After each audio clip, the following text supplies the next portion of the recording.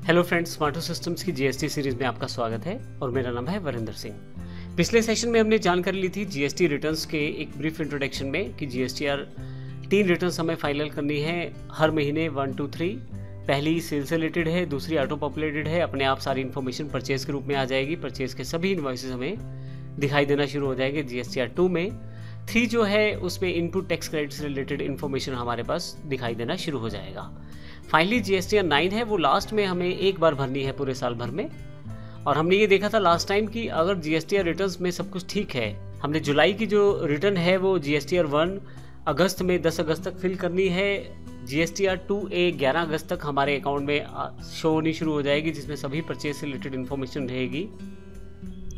और जीएसटीआर 3 जो है 20 अगस्त तक हमें सबमिट करनी है, जिसमें हमें जो टैक्स पे था, जो टैक्स हमने रिसीव किया था सेल्स करते समय और जो टैक्स हमने पे किया था परचेज करते समय, उन दोनों को एडजस्ट करके अगर टैक्स पेएबल रहता है तो जीएसटीआर 3 में हमें वो पे करना है।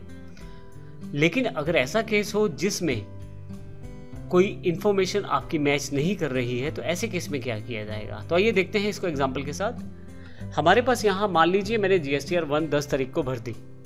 अब ये 10 अगस्त को हमने भरी है, जुलाई की रिटर्न है, सेल्स मैंने अपलोड कर दी है। जीएसटीआर 1 में सभी जो जीएसटीआर रजिस्टर्ड यूजर्स हैं वो अपनी डिटेल्स को फाइल कर देंगे रिटर्न के रूप में जीएसटीआर 1 में 10 अगस्त तक। अब ये एग्जांपल के लिए 10 अगस्त है, जुलाई की रिटर्न है तो अगस्त में भर रहे हैं हम। अब जीएसटीआर 2A मेरे पास 11 अगस्त तक अवेलेबल हो जाएगी और मुझे अगर ये लगता है कि कुछ मिस है तो इस केस में मैं वेट नहीं करूँगा और 11 से 15 अगस्त में जीएसटीआर 2A में आई हुई इन्फॉर्मेशन को एनालाइज करूंगा, अपने डीलर से बात करूंगा और देखूंगा क्या मिस है। मान लीजिए मेरा कोई बिल जो मैंने परचेज किया है किसी डीलर से, उसने शो ही नहीं किया, तो उस केस में मैं उस डीलर से बात करूंगा और उसको कहूंगा कि वो इस पर्टिकुलर बिल को अपलोड करे और मैं भी अपने एंड पे उस इन्फॉर्मेशन को फिल कर सकता हूँ। इसके लिए मैं जीएसटीआर 2A को रिवाइज करके अर्थात मॉडिफाई करके जो मुझे लगता है वो चेंज करके जीएसटीआर 2 बनाकर उसे अपलोड करूंगा, जिसमें मैं वो सारी डिटेल भरूंगा जो मुझे लग रही थी मिस थी 11 से 15 के बीच में। फाइनली जो मैंने चेंजेस किए हैं वो उसी डीलर या उसी सप्लायर के अकाउंट में शो होंगे, उसी के डैशबोर्ड पे जीएसटीआर 1A के रूप में। तो हमने जो परचेज का बिल हमारा मिस था हमने फिल कर दिया, जीएसटीआर 1A के रूप में ये रिपोर्ट हमारे सप्लायर के पास आ जाएगी।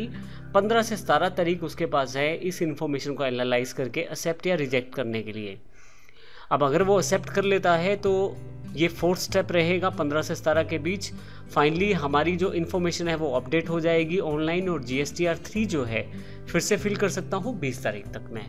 तो इस तरह से अगर आप स्टेप्स को नोट करें तो सबसे पहले मैंने जीएसटीआर 1 फाइल किया, 11 तारीख को जीएसटीआर 2 मेरे पास ऑटो पॉपुलेट होकर आ गया, जिसमें सारी परचेज की इन्फॉर्मेशन थी, लेकिन एक बिल मिस था। उसको मैंने फाइनली करेक्ट किया, जीएसटीआर 2 के रूप में सबमिट कर दिया और यही जो रिपोर्ट है जो मैंने 2 के रूप में सबमिट की है ये मेरे सप्लायर के पास 1A के रूप में पहुंच जाएगी और वह इसको एक्सेप्ट या रिजेक्ट कर सकता है जो चेंजेस मैंने किए हैं। और फाइनली इन सब करेक्शंस के बाद जीएसटीआर 3 को मैं सबमिट कर सकता हूं।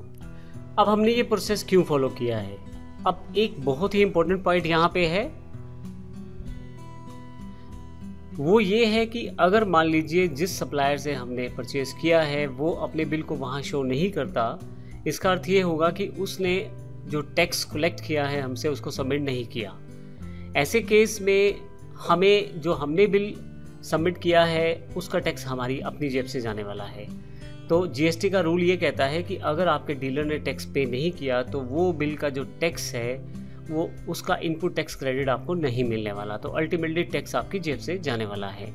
तो इस चीज़ को रोकने के लिए गवर्नमेंट ने ये प्रोविज़न किया है 2A को 2 में सबमिट कर दें और वही 1A के रूप में हमारे सेलर के पास चली जाएगी और वहाँ पे इन्फॉर्मेशन अपडेट करके जीएसटीआर 3 में रिटर्न फाइल करनी पड़ेगी।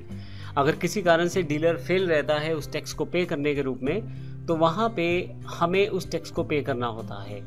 तो अल्टीमेटली अगर हम इनपुट टैक्स क्रेडिट चाहते हैं तो हमें उस डीलर से बात करनी पड़ेगी, ये अपने लेवल पे हमें बात करनी पड़ेगी पहले। हालांकि गवर्नमेंट के द्वारा मेल्स के द्वारा पूरा नोटिफिकेशन उस सेलर के पास भी जाएगा और इवन अगर वो फिर भी बिल होते हुए भी वो अपनी इन्फॉर्मेशन को अपडेट नहीं करता तो उसके लिए उसके पास अलग से नोटिस भी जाते हैं जिसमें उसे अलग से फाइन भी लग सकता है, पेनल्टी भी लग सकती है, और इवन अगर वो इसी चीज़ पे बना रहता है तो उसका GSTN नंबर भी कैंसिल हो सकता है।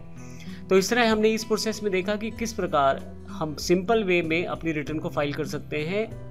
दोनों केसेस में समझा हमने। पहला केस जिसमें सब कुछ सामान्य रहता है 1 2 3, जिसमें हम 1 2 और 5th स्टेप के साथ सीधा अपनी रिटर्न को फिल कर सकते हैं। GSTR 1 फिल किया हमने, GSTR 2 ऑटोमेटिकली पॉपुलेट हुआ, सब कुछ ठीक ठाक था, 5th में हमने उसे फिल कर दिया।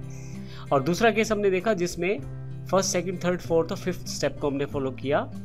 GSTR 2 में कुछ इश्यूज थे, हमने फाइनलाइज उसको ठीक किया 3rd में, और 4th में हमने उसे 1A के रूप में वही रिफ्लेक्ट हुए हमारे सेलर के पास। 5th में हमने फाइनली रिटर्न को फाइल किया।